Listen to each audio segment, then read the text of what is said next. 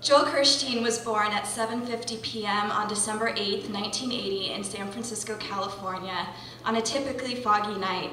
Across the country at the same moment, 4 hollow-point bullets penetrated the flesh of John Lennon, who said, "I've been shot," before losing more than 80% of his blood volume. He lay dying on the cobblestone entrance of the Dakota in a pool of crimson as Joel was thrust out of his mother's gory womb. The next morning in the hospital, with fluorescent lights buzzing overhead, Joel's mother cried fat, salty tears onto his wrinkled new face.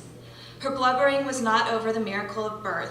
Mrs. Kirstein wept for the greatest musical tragedy of our time. She squeezed his tiny naked body, cocooned in a soft blanket. His black-brown eyes, set too close together, stared up at her, and Joel wondered without language when he would eat while he calmly urinated. The warm piss blew moistly into a yellow Worcestershire blotch on the white fleece. Joel had a vampiric paleness. Unfortunately, it was not the seductive porcelain of pop culture mythology. Rather, it was a discomforting albino paleness. The ante was upped with the dawn of puberty. Joel experienced an explosion of angry red acne all over his body and face. It stood out stark and pus-filled against the translucent canvas of his skin. This was just as Joel entered 6th grade at Pacific Middle School, awkwardly or perhaps aptly known as PMS. In an attempt to distract from his facial predicament, Joel made loud fashion choices. He had no shame and took risks when it came to wardrobe. A blue velour leisure suit was in constant rotation. He felt particularly confident in oversized plaid pants and a bright green t-shirt proclaiming, "I mow your mom's lawn." Mornings before school in his massive bedroom, which was meticulously wallpapered according to an interior designer's plans, Joel would spend an hour on his hair. His goal was to tame the tight, dark curls into gelled black spikes. The result was a wet-looking mass. Likely it felt like tar, should someone have attempted to run their fingers through it, which of course no one would. He would then spray an excess of Drakkar Noir all over his body, careful never to neglect his chest, armpits, or testicles. Against all odds, Joel was fearless when it came to girls. In 8th grade science, he sat beside Lisa, a sapphire-eyed Shiksa goddess. Most PMS boys were intimidated by her butterscotch blonde hair and newly grown boobs, but Joel stole every opportunity to poke her in the ribs, hug her, or otherwise physically invade her space.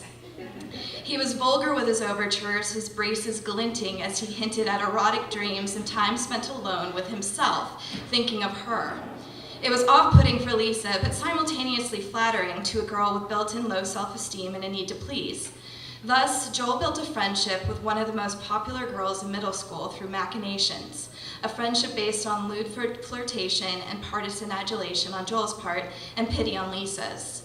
Lisa was a nice girl and had been raised without the words no or enough in her vocabulary. Joel had a few close buddies, each with their own similarly lamentable personal situations. David was a husky boy, a generous term used by his overbearing mother, who was generally sweet, although spoiled as a Park Avenue Pomeranian. Elliot had the eyebrows of one of Jim Henson's Muppets, and due to either his IQ or his age, was limited to conversations about cars or tits. The boys became temporarily and only vaguely popular as they each had their bar mitzvahs, for which their parents spared no expense. The crowning glory at David's was the chocolate fountain. Elliot's parents rented out the top of the Mark with its panoramic city views of the glistening bay and famous rust-colored bridge, while Joel had a B-list celebrity, Joey Lawrence of Blossom fame, DJ his celebration. Their peers were happy to attend the events, suck helium out of balloons, grind to UB40, and celebrate the boys' new manhood. Although Joel was considered uncool, he was not by definition a nerd. He was an average student who struggled with math but was able to write a solid essay. He made the soccer team to no one's particular surprise, but was left out of the jocular camaraderie, tolerated on the field and ignored in the locker room. Solitude was frequent for Joel, but not to his detriment. The singular thing that Joel excelled in was music. Joel's transition from PMS to Maybeck Preparatory High School was seamless and uneventful, aside from the random locker shove from an upperclassman, which was to be expected, and his complete non-existence to the female sex, which was also to be expected. Joel managed 9th grade. However, as he entered his sophomore year, there was an unexpected deviation. For weeks, a deep aching had gnawed his bones after soccer, and ongoing pain starting in his still developing femurs and traveling in electric waves to his toes. His parents attributed it to growing pains. Joel was still skinny, but now as tall as his father. With large feet, he managed like a puppy. Joel himself figured the discomfort meant it was time to upgrade cleats. But weeks passed and fancy Nikes were purchased to no avail. The pain eventually could not be ignored. Joel was diagnosed with leukemia that October. He was peripherally aware of his mother collapsing with a muffled yelp into his father's arms, the droning of the doctor's nasal voice, the buzz of the light box where the x-ray of his leg hung, black and white, gray lesions glowing, mocking. The curly hairs on his thighs raised in goosebumps from the chilled air, and the coarse hospital gown provided no warmth. A beady-eyed pigeon sat staring blankly outside the window with a striking view of a crisp Bay Area day. An airplane soared high above the city, a smoke tail lingering in its wake, and Joel felt himself absorbed in the vacuum of the distant engines. The puffs of white languidly spelled an I, and then a heart, and then a U. It dawned on Joel that he would no longer be the uncool guy, the loser. Now Joel was the sick guy. Joel was cancer guy. Initially, Joel embraced the new identity, unabashedly exploiting his illness. Suddenly, it was not only Lisa, but her cohort who sometimes sat with him at lunch, letting him hold their hands and stroke their tan arms with his clammy white fingers. He was able to get away with hugs that were a little too tight, a little too long, pressing his entire body groin first into the beribboned cheerleaders, petite dancers, long-legged track stars, even sometimes a busty junior from band. As the chemotherapy treatments assaulted his thin form, there was quickly no longer black hair on his head to gel.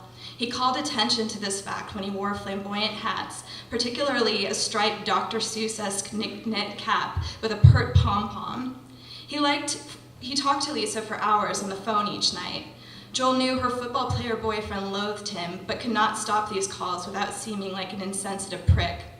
Lisa, an A student and type A personality, set aside her studies until late at night in order to be present for Joel. He would rest the phone on the piano and play songs he had composed for her. His long fingers danced in a complicated scherzo as he pictured her lying in peach-colored sheets, her breasts moving with her breath.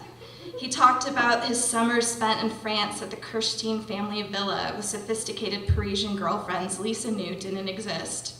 He explained how the doctors had put him in a room with stacks of Hustler magazines and instructed him to masturbate into a cup. The plan was to freeze his sperm before he started chemo, on the off chance he survived and wanted to procreate someday. Radiation would likely steal that natural potentiality. He told her when he died, he would come back as a ghost and watch her naked in the shower.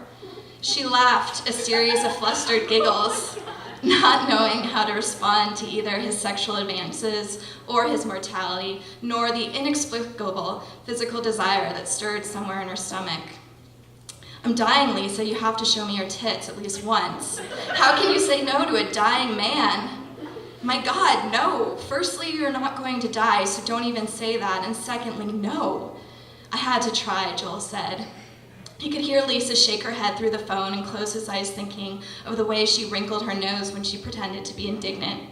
He thought of her blonde eyelashes fluttering as she rolled her eyes. "I have to get back to biology. There's a test tomorrow, and I've been on the phone with you too long. I haven't even opened a book tonight. You know how much this matters for my college apps," she said. "I can tutor you in biology," Joel said. "Not that kind of biology, Joel," she said, but he could hear the blush in her voice. "Okay, fine, good night, call me tomorrow." What he did not tell her about was the raw agony he endured most days, the savage vomiting, or his deteriorating ability to walk. He did not tell her the humiliation of having an adult hired by his parents bathe him because he could no longer do it himself. He did not tell her how he felt angry all the time, furious, skin-crawling, blood-burning, barely controlled rage. He did not speak of the painful, involuntary erections with a catheter shoved in his urethra, or the port in his chest that oozed a thick yellow discharge and had to be reinserted twice. He did not tell her about the orchestra playing in his mind that made sleep impossible. haunting Dvorak's strains, dissonant, mutated Chopin. Tchaikovsky with strings pulled too tight against the willow of violins, timpani drums roaring, protesting. Joel did not tell her that the solitude he used to thrive in had become unbearable. As Joel's health worsened, he had to withdraw from high school entirely and was hospitalized. At first, all the girls who were so free with hugs would visit him at UCSF Medical Center, where he laid propped up on pillows in a private room. A thick piece of glass served as a wall looking out on the Bay Bridge, which linked the city to the rolling green hills of Oakland and Berkeley. The girls would avoid looking at the bag holding his urine, the needles attached to his arm, his sunken sockets with two dark eyes hungrily consuming their lithe bodies. Instead, they would gaze at the boat slowly decking the bridge. Joel was in his most weak state physically possible, but there was something dangerous about him. His palpable appetite was something the girls did not yet recognize but knew to fear. They were alive, curved, succulent.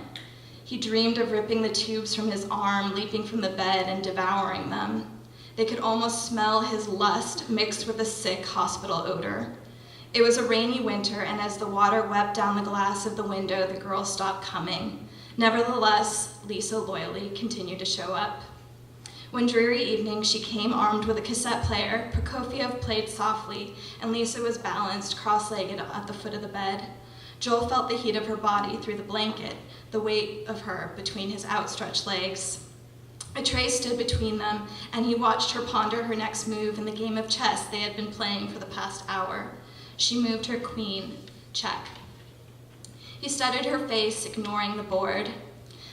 "I just want the mate part," he said. He tried to wiggle his eyebrows suggestively, but remembered he no longer had any, thanks to chemo.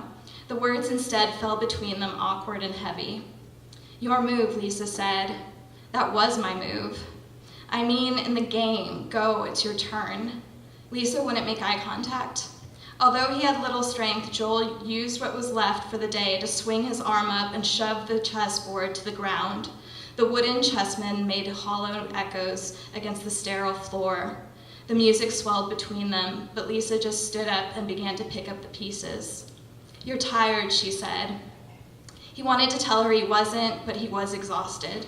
He remained silent, his feral eyes boring holes into her, watching each bend of her body as she stopped to gather the game. Lisa stood up, game in hand, backpack in the other, and leaned over to kiss his cheek as she had so many times. He turned his face, though, and pressed his dry lips against hers. She pulled away instantly, turned, and fled the room. Her smell lingered with the moaning strings of Prokofiev.